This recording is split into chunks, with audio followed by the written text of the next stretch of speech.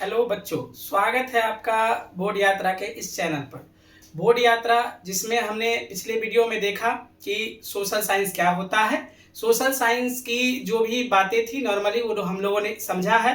अब इस वीडियो में हम यह देखेंगे कि सामाजिक विज्ञान के अंतर्गत जो एक इतिहास आता है ये क्या होता है, इसे हम कैसे पढ़ेंगे, ये कैसे बना, इसकी उत्पत्ति कैसे हुई, कैसे इसके बारे में हम जानेंगे, आप कैसे इसके बारे में समझिएगा।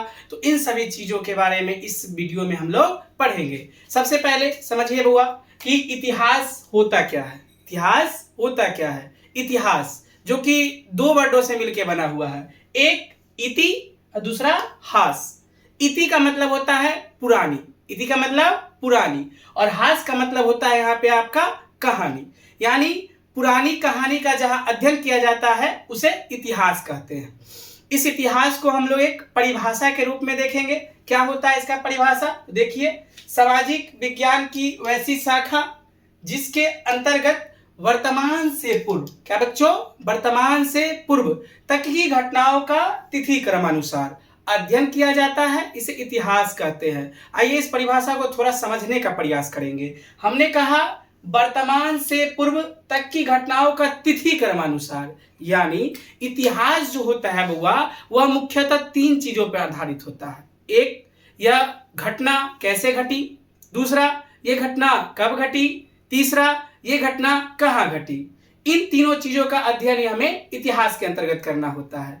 तो इसमें आप देखिएगा तो वर्तमान से पूर्व यानी हमने जो अभी वर्तमान में जो घटनाएं घटी होंगी या जो बहुत पहले घटनाएं घटी होंगी उन सभी को हमें पढ़ना होता है इस इतिहास में। और इन सभी घटना घटने का एक समय होगा तो उस समय को भी हमें पढ़ना होता है, इसे ही हम कहते हैं इतिहास। यदि इसे साधारण भाषा में आप याद रखना चाहते हैं तो इसे याद रख सकते हैं, अतीत की घटनाओं का अध्ययन क्या है? इतिहास है। क्या है? इतिहास है। इतिहास जिसे आप लोग हिस्ट्री भी बोलते हैं। और मेरी भाषा के आधार पे अगर आप बात कीजिएगा तो हिस्ट्री को हम हिस्ट्री नहीं बोलते हैं, हिस्ट्री को हम बोलते हैं हाई स्टोरी। क्या बोलते हैं बुआ? High story. क्यों बोलते हैं हाई स्टोरी?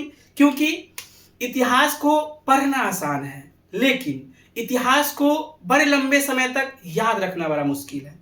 तो हम क्या करते हैं, हम इतिहास से आपकी दोस्ती कराएंगे। क्या कराएंगे बच्चों? दोस्ती कराएंगे। क्यों कराएंगे? क्योंकि हमारा जो दोस्त होता है जिससे हम पहली बार मिलते हैं तो हम उसे क्या करते हैं? हाय करते हैं, जिससे हम दोनों के बीच में जो एक जान पहचान है वो बढ़ती है। तो हमें भी इतिहास को क्या करना है? हाय करना है, ताकि हमें वो चीजें अधिक दिनों तक याद रहे। तो यह जो इतिहास है बउआ यह उत्पन्न हुआ है कहां से? तो हिस्टोरिका नामक पुस्तक से। कहां से? हिस्टोरिका नामक पुस्तक से। इस हिस्टोरिका नामक पुस्तक को लिखा था हेरोडोटस ने। किसने लिखा था? हेरोडोटस ने। तो इस हेरोडोटस को इतिहास का जनक कहा गया है। क्या कहा गया है? जनक कहा गया है। और इसकी उत्पत्ति कहां से हुई है? तो हिस्टोरिका नामक पुस्तक से। इसे याद रखने के लिए आपको हम एक फार्मूला देते हैं जिसका नाम है HQ। क्या फार्मूला? HQ। HQ मतलब 3H। कितने H? 3H। फर्स्ट एच से आप देखिए तो होगा हिस्ट्री। क्या होगा? हिस्ट्री। सेकेंड एच से होगा आपका हेरोडोटस। कौन होगा? हेरोडोटस। और थर्ड एच से होगा आपका हिस्टोरिका। क्या होगा? हिस्टोरिका। यानी यह जो इतिहास है, हिस्ट्री है, इसके जनक कौन है? हेरोडोटस। कौन है? हेरोडोटस। और इसकी उत्पत्ति कहां से हुई है? हिस्टोरिका नामक पुस्तक से। तो आपको ये जो इतिहास है इसकी जो भी नॉर्मली जानकारी थी वो आपको हम बता दिए। आइए अब इसके प्रकार को समझते हैं। अगर आपको ये लिखना है तो 1 मिनट का सेकेंड, 1 सेकेंड का आपके पास समय है, आप इसे लिख लीजिए। तो आइए समझते हैं बच्चों इतिहास की शाखाओं के बारे में। किसके बारे में? शाखाओं के बारे में, कि यह जो इतिहास है ये कितने भागों में बांटा गया है इसे। तो एक बात आप वो याद रखिएगा कि इतिहास को विकास के आधार पे, किस आधार पे? विकास के आधार पे। आधार कौन सा होगा बुआ? विकास।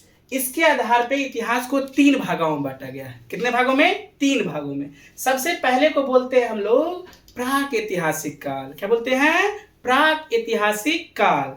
प्राक ऐतिहासिक काल के बारे में माना जाता है कि यह इतिहास की सबसे पुराना समय है, सबसे पुराना, जिस समय पृथ्वी पर मानव का शुरुआत हुआ होगा, मानव समाज की शुरुआत हुई होगी, वह आपका प्राक ऐतिहासिक काल में आता है। यह प्राक ऐतिहासिक काल के समय का न हमें कोई लिखित साक्ष्य मिला है और न ही कोई मौखिक साक्ष्य मिला है। तो इस आधार पे आप कह सकते हैं कि वैसा काल जिसके न लिखित साक्ष्य हो और न ही मौखिक साक्ष्य हो, यानी इस समय का कोई भी हमें लिखित साक्ष्य प्राप्त नहीं हुआ है और इस समय के कोई व्यक्ति भी जीवित नहीं है, इस कारण से हमें कोई भी मौखिक साक्ष्य भी प्राप्त नहीं हुआ है। वैसा ही इतिहास का जब थोड़ा थोड़ा विकास होने लगा, मानव समाज बदलने लगा, मानव में परिवर्तन आने लगा, तो यह जो काल है इसे बदल दिया गया और दूसरे काल को कह दिया गया आदि ऐतिहासिक काल। क्या कह दिया गया? आदि ऐतिहासिक काल। इस आदि ऐतिहासिक काल की जो खूबसूरती है, इसमें मौखिक साक्ष्य नहीं है। क्यों नहीं है? क्योंकि ये भी पुरानी घटना है और इस समय के कोई भी व्यक्ति जीवित नहीं है, परंतु इसके लिखित साक्ष्य प्राप्त हुए हैं, लेकिन आज तक इसे पढ़ा नहीं जा सका है।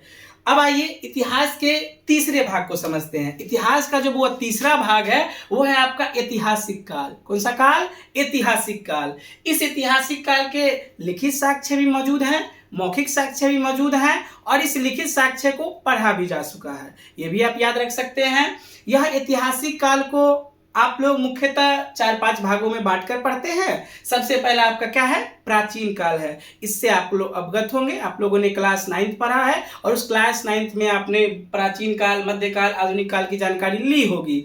परंतु यह जो प्राचीन काल है यह मुख्यतः आपको क्लास 6 में पढ़ना था, यानी क्लास 6 में जो आप लोग पढ़े होंगे एक पुस्तक जिसका नाम था अतीत से वर्तमान। उस अतीत से वर्तमान में जो भी चीजें आपको पढ़नी थी वो प्राचीन काल की थी। कौन सी थी? प्राचीन काल की थी। अगर आपको याद हो तो उसमें आपने हड़प्पा सभ्यता पढ़ा होगा, सिंधु घाटी सभ्यता पढ़ा होगा। ये सब किस काल की घटनाएं हैं? प्राचीन काल की घटनाएं हैं। इसके बाद आप लोग आए होंगे क्लास 7 में और क्लास 7 में आपने पढ़ा होगा मध्यकाल। क्या पढ़ा होगा? मध्यकाल। आपको इसमें थोड़ा मोड़ा याद होगा कि आपने इसमें दिल्ली सल्तनत के बारे में पढ़ा होगा, मुगल वंश के बारे में पढ़ा होगा, आप लोग थोड़ा सा इल्तुतमिश के बारे में पढ़े होंगे, कुतुबुद्दीन ऐबक के बारे में पढ़े होंगे। ऐसे ही बहुत सारे राजा थे जिनके बारे में आपने मध्यकाल में पढ़ा होगा, यानी क्लास 7 में पढ़ा होगा। इसके बाद आप क्लास 8 में गए होंगे और क्लास 8 की जो भी घटनाएं रही होंगी वो आधुनिक काल के अंतर्गत आती है। इसमें आपने औद्योगिक क्रांति से लेकर भारत की आजादी तक की घटनाओं को पढ़ा होगा। इसमें आपने जनजातीय विद्रोह भी देखा होगा। तो ये सभी आपका क्लास 8 में था। फिर आप क्लास 9, 10 पढ़े होंगे, यानी अभी जो आपने 9th पढ़ के आया है और जो आप 10th पढ़ने जा रहे हैं, तो इसका जो इतिहास होता है इसे हम लोग समकालीन इतिहास कहते हैं। क्या कहते हैं बच्चों? समकालीन इतिहास कहते हैं। ये समकालीन इतिहास क्या होता है? तो अभी से 200, 250, 300 वर्ष पहले की जितनी भी घटनाएं होती हैं उन्हें समकालीन इतिहास में पढ़ा जाता है, जो कि आप क्लास 9th में, 10th में पढ़िएगा। इसके बाद जो आपका 5वां भाग आता है वो विश्व का इतिहास होता है और ये विश्व का इतिहास आप लोगों ने कुछ क्लास 9th में भी पढ़ा होगा। जैसे आपने अमेरिकी स्वतंत्रता संग्राम पढ़ी होगी, आपने फ्रांसीसी क्रांति पढ़ा होगा। तो ऐसी बहुत सारी घटनाएं थी जिनको आपने विश्व इतिहास के रूप में पढ़ा है। चलिए अब इसे भी अगर आप उतारना चाहते हैं तो उतार लीजिए, आप लोग के पास 1 सेकंड का समय है। तो आइए समझते हैं क्लास 10th का सिलेबस। देखिए बच्चों, किसी भी चीज की तैयारी करने से पहले हमें उसकी सिलेबस की समझ होनी बहुत आवश्यक है। यह जो आप इतिहास पढ़िएगा या ज्योग्राफी पढ़िएगा, इकोनॉमिक्स पढ़िएगा, इसमें आपको पढ़ना क्या है, कैसे पढ़ना है, कैसे आपको याद रखना है, बिहार बोर्ड में कौन आएगा, कैसे आएगा, इस सब की जानकारी जो है होनी बहुत आवश्यक है। ये अगर आपको बढ़िया से पता रहेगा तो आपका जो प्रिपरेशन है एग्जाम का वो बहुत अच्छे से होगा।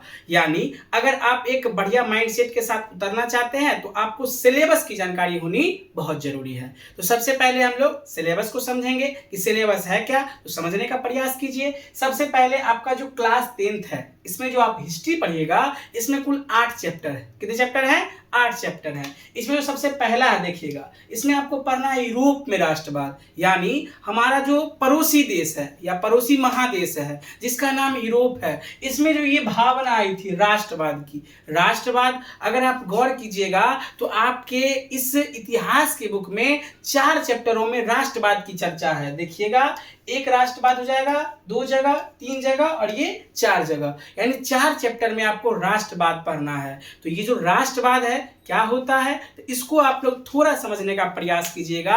राष्ट्रवाद का मतलब हो गया बुआ, राष्ट्र का अर्थ होता है देश। क्या होता है? देश। और बाद का मतलब हो गया आपका तरीका, या कहिए प्रेम। क्या कहिए? प्रेम। यानी जब किसी व्यक्ति को अपने राष्ट्र से प्रेम हो, देशभक्ति की भावना हो, जब व्यक्ति अपने देश के बारे में अधिक सोचना प्रारंभ करे, तो वैसे ही भावना को राष्ट्रवाद कहा जाता है। तो आप लोग इसमें पढ़िएगा यूरोप में राष्ट्रवाद, यूरोप की जनता के अंदर ऐसी कौन सी भावना उत्पन्न हुई, यूरोप में क्या ऐसी घटना घटी कि लोगों के अंदर राष्ट्रवाद की भावना आई। इसी कहानी को पूरा बढ़िया से हम लोग चैप्टर 1 में पढ़ेंगे।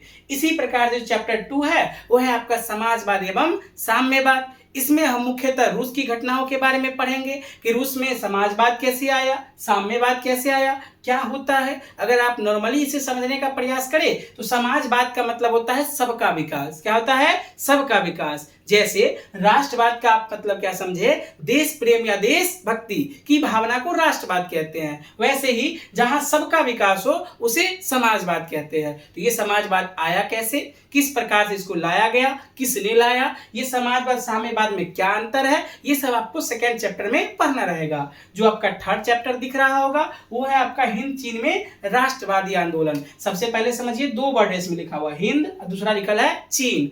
हिंद का माने हो गया अपना देश हिंदुस्तान, और चीन का मतलब तो आप समझ ही रहे होंगे कि पड़ोसी एक देश है चीन। तो ये जो आपका हिंद चीन है, ये आपका पड़ोसी देश और भारत दोनों की संस्कृतियों का सम्मिलन है। यानी दोनों की संस्कृति एक क्षेत्र में अपना कब्जा जमाए हुए था, उसी का कहानी इसमें हमें पढ़ना है। इसमें हम लोग मुख्यतः वियतनाम, कंबोडिया, लाओस की चर्चा करेंगे। इसके बाद आपका जो है भारत में राष्ट्रवाद और इतिहास का सबसे वीवीआई चैप्टर कहिए या सबसे इंपॉर्टेंट चैप्टर कहिए, जिसका नाम है भारत में राष्ट्रवाद, जिसको आप लोग पढ़िएगा। और राष्ट्रवाद से आप लोग पहले ही अवगत है कि देश प्रेम की भावना। तो यहाँ आप लोग यूरोप में देश प्रेम की भावना को देखते, यहाँ भारतीयों के द्वारा भारत में राष्ट्रवाद की भावना देखेंगे, यानी राष्ट्रवाद की जो भावना है वो भारतीयों में कैसे उत्पन्न हुई। इसके बाद आपका चैप्टर है अर्थव्यवस्था और आजीविका। इसमें आप लोग भारत के आजाद होने के बाद या राष्ट्रवाद की भावना आने के बाद या उससे पहले कैसी भारत की अर्थव्यवस्था थी, भारत में पैसों की स्थिति क्या थी, किस प्रकार से भारत के लोगों की आजीविका, मतलब भारत अपने जीवन को चलाने के लिए, भारत के लोग अपने जीवन को चलाने के लिए किस प्रकार के कार्यों को किया करते थे। इसके पश्चात हम लोग पढ़ेंगे शहरीकरण एवं शहरी जीवन, शहरीकरण एवं शहरी जीवन, जिसमें हम लोग देखेंगे कि जब धीरे धीरे लोगों के अंदर परिवर्तन आया तो किस प्रकार से शहरीकरण की प्रक्रिया आई थी। इसके बाद हम लोग को पढ़ना है व्यापार एवं भूमंडलीकरण, और लास्ट चैप्टर है प्रेस, संस्कृति एवं राष्ट्रवाद। प्रेस क्या होता है, व्यापार, भूमंडलीकरण क्या होता है, ये सब हम आगे की वीडियो में देखते रहेंगे। तो देखिए ये 8 चैप्टर आपको इतिहास में पढ़ने रहेंगे। अब इन 8 चैप्टरों को हमें थोड़ा सा याद रखना भी होगा, क्योंकि जब भी हम किसी क्षेत्र में उतरते हैं, या अगर ऐसे मानिए कि हम लोग एक रणभूमि में जा रहे हैं, हम लोग एक लड़ाई करने जा रहे हैं, और इस लड़ाई में हमारे अस्त्र क्या हैं, हम किस प्रकार से इस लड़ाई को जीतेंगे, तो इसके लिए एक बढ़िया माइंडसेट होना बहुत आवश्यक है। तो वही माइंडसेट को लेकर हमें चलना है और अच्छे तरीके से तैयारी को बढ़ाना है। तो ये 8 चैप्टर आप देख रहे होंगे, इन्हें आप अपने कॉपी में बढ़िया से लिख लीजिएगा, और हम लोग अगले वीडियो में जो है चैप्टर नंबर 1 से शुरुआत करेंगे, जिसका नाम यूरोप में राष्ट्रवाद क्या होता है, नहीं होता है, सब चीजों के बारे में बात करेंगे। फिलहाल के लिए इतना ही रहने दीजिए। अगर आपको ये वीडियो पसंद आया हो तो बढ़िया से लाइक करते रहिए, सब्सक्राइब करिए।